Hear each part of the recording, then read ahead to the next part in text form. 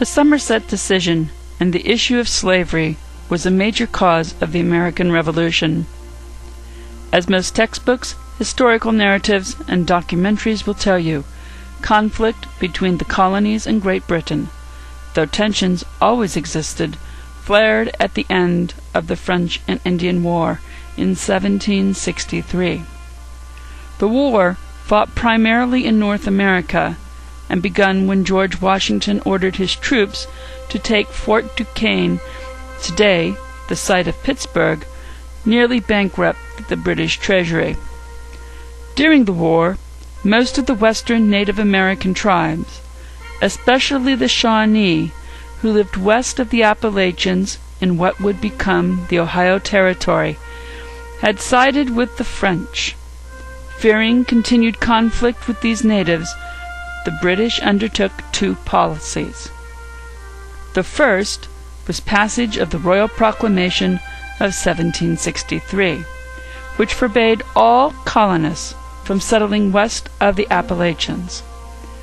Of course, the reason Washington wanted French out of Fort Duquesne was that Virginians wanted the land, because colonists were already crossing into Tennessee, Kentucky, and Ohio. The second policy shift involved having the colonists, whose taxes, which often went unpaid due to smuggling and were lower than the British cousins, pay for their own defense. This resulted in several financial measures. The Currency Act and Sugar Act in 1764 and the infamous Stamp Act of 1765, which taxed the paper used for all legal documents, pamphlets, newspapers, broadsides, as well as dice and stamp cards, resulted in boycotts, protests, and riots throughout the colonies, especially in Massachusetts. This is where the phrase, "no taxation without representation," became famous. In 1766, due to loss of business in Britain, Parliament repealed the tax. The colonists rejoiced. On the same day Parliament repealed the Stamp Act, it also passed the Declaratory Act, which asserted its authority to govern the colonies in all cases whatsoever. The colonists paid this act little attention. In 1767, Charles Townshend, the British Chancellor of the Exchequer, persuaded Parliament to tax paper, paint, glass, lead, and tea. Once again, the colonies erupted. New boycotts, protests, and riots inflamed the colonies.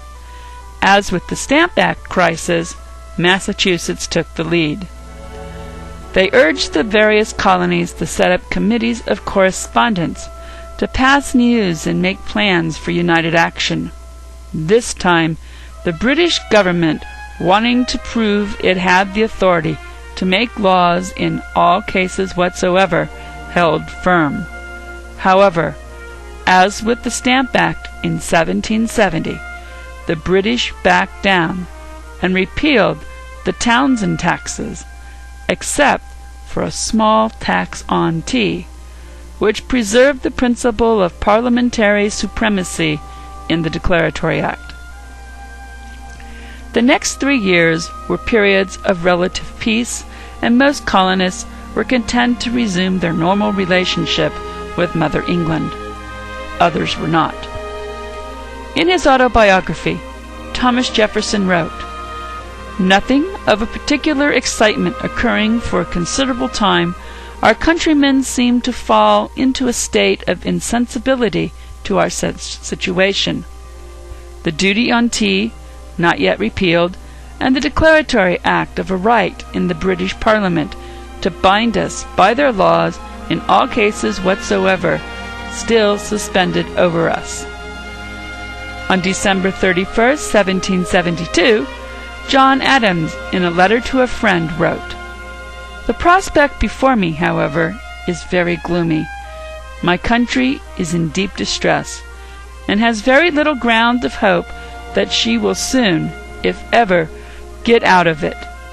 The system of a mean and merciless administration is gaining ground upon our patriots every day. News of Mansfield's decision in the Somerset case began appearing in the colonial press as early as February 1772. The Virginia Gazette ran 6 stories. The South Carolina Gazette published 2 reports. In Rhode Island, where many South Carolinians went to escape the heat and humidity of summer, the Colonies' 2 newspapers ran 8 stories. The Somerset case became a topic of discussion throughout the colonies, especially in the South. Mansfield had declared slavery an odious institution and had essentially said slavery was not legal. Only positive law, an act or statute of Parliament, could legalize slavery in England. Obviously, Parliament had no sympathy for slave owners. Therefore, it was concluded, if Parliament would allow the abolition of slavery at home, without even hearing the plantation interests, how long would it be before Britain would meddle with, such as taxes, or abolish slavery in the colonies? After Somerset, slavery and the colonial life it supported existed at the will of an apparent, unfriendly Parliament. Now keep in mind, Parliament at this time had made no law regarding slavery. Parliament had never tried to regulate slavery or the slave trade in the American colonies. But when the slave owners realized that Somerset said slavery was repugnant to common law, and that Britain had the final say on slavery and taxes through the Declaratory Act, Britain was a threat to everything the slave owners valued. Therefore, in the South, seceding from the British Empire was necessary to protect a cherished way of life. However, any kind of revolution would prove hazardous. Britain was the most powerful country in the world. Success would only be possible if all the colonies were willing to unite together and secure the institution of slavery under an American government. With the northern colonies, especially those north of New York City, which had a large slave population to provide needed labor, join in a revolution to protect Southern slavery. 3 issues need understanding. 1. Slavery existed in every single colony. So did abolition sentiment, especially in New England, where slavery was economically infeasible, and Philadelphia, which had a large Quaker population.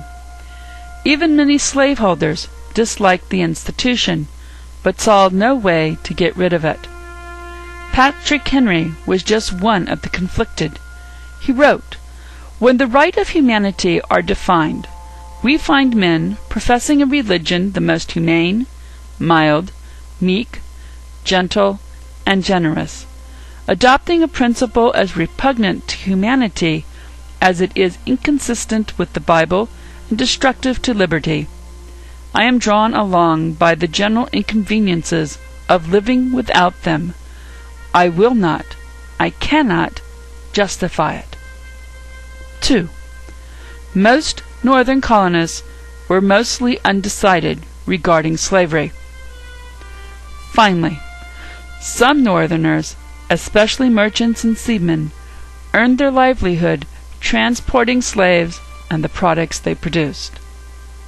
While Massachusetts had taken the lead before 1772, a group of Virginians, all slaveholders and lawyers, took the lead in organizing the colonies after the Somerset case.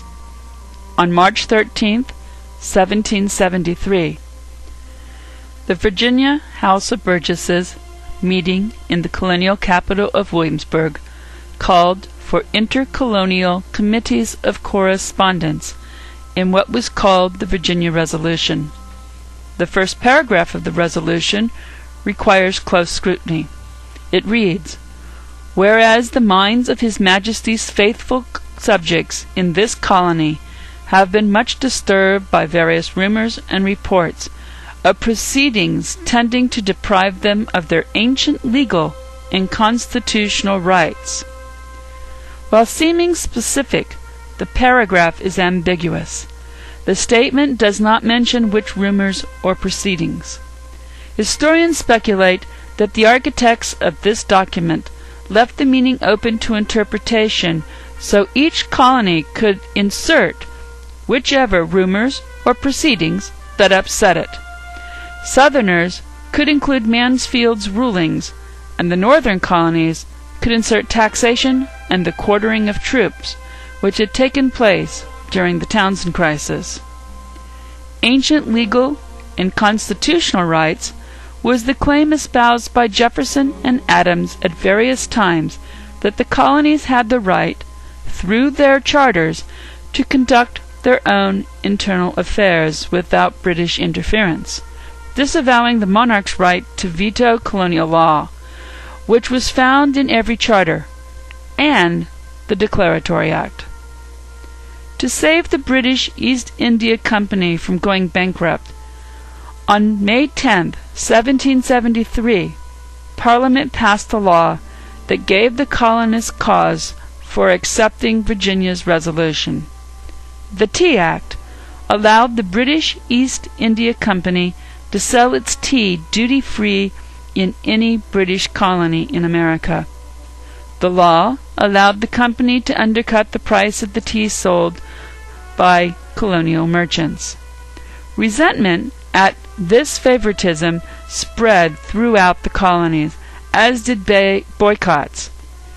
In Massachusetts, John Hancock organized a boycott, and the sale of tea fell from £320,000 to £520.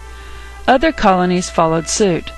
Hancock's protest in Boston came to a head on December 16, 1773, when members of the Sons of Liberty, including Hancock, dressed as Mohawks, boarded 4 of the company's ships and threw the tea into the bay.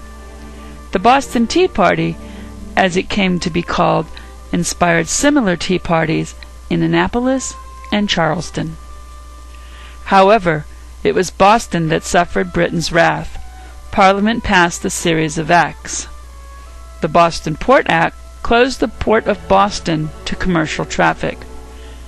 The Administration of Justice Act reformed the legal system in Massachusetts so the governor, who was appointed by the Crown, could remove judges, sheriffs, and justices of the peace. It also sent royal officials charged with a crime to less prejudicial courts outside the colony for trial. The Massachusetts Government Act abolished the 1691 charter and gave London the power to appoint all members of the council. These intolerable or coercive acts, as they are also collectively called, showed the colonists that their right as Englishmen did not exist.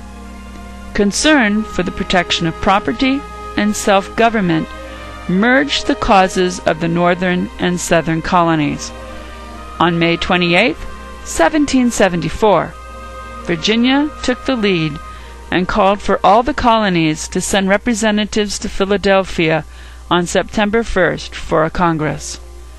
The House of Burgesses instructed Virginia's delegates that they were to insist that colonial legislatures should have the sole right of directing their internal policy, challenging the Declaratory Act and the King's veto.